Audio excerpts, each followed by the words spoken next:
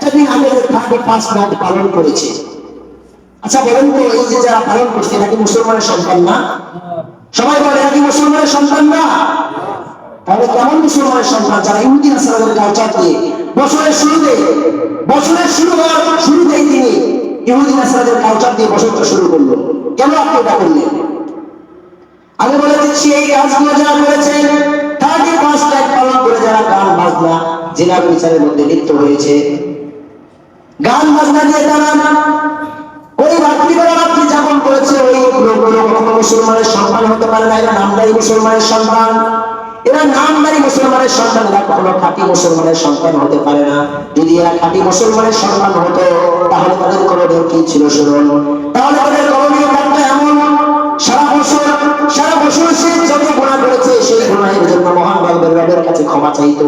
ওই রাত্রিবেলা সে গান বাজনা বিভিন্ন খারাপের মধ্যে লিপ্ত না হয়ে তার উচিত ছিল তাহাজ্জুদের নামাজে দাঁড়িয়ে মহান রবের কাছে দুই হাত তুলে কান্না করার কথা ছিল যে গো মালিক, এই বছরটা চলে যাচ্ছে, এই বছরটা আমাদের কাছ থেকে বিদায় নিচ্ছে, এই বছরটা আমি আর কোনোদিন পাবো না। এই বছরে আমি যত গুনাহ করেছি, যত খারাপ গুনাহ করেছি, যত কিছু করেছি রাখো, যত জুলুম করেছি, যত অন্যায় করেছি, যত ইসলামের বিপক্ষে কথা বলেছি, কোরআন আইনের বিপক্ষে কথা বলেছি, যত অন্যায় করেছি না কেন, আমার সকল অন্যায়কে আপনি ক্ষমা করেন। এবং সামনে যেই বছরে আপনি আমাকে পাঠাচ্ছেন, সামনের যেই বছরটা আমি পাচ্ছি, এই বছরটা যেন আপনার কোরআন অনুযায়ী জীবনকে পরিচালনা করতে হবে, আমাদেরকে সেই তৌফিক দেন। এইটা করা উচিত ছিল, এইটা করার কথা ছিল।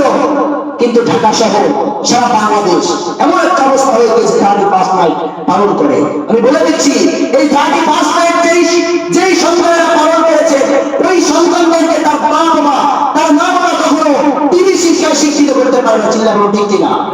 এই জন্য সন্তানদেরকে দিনী শিক্ষায় শিক্ষিত করতে হবে।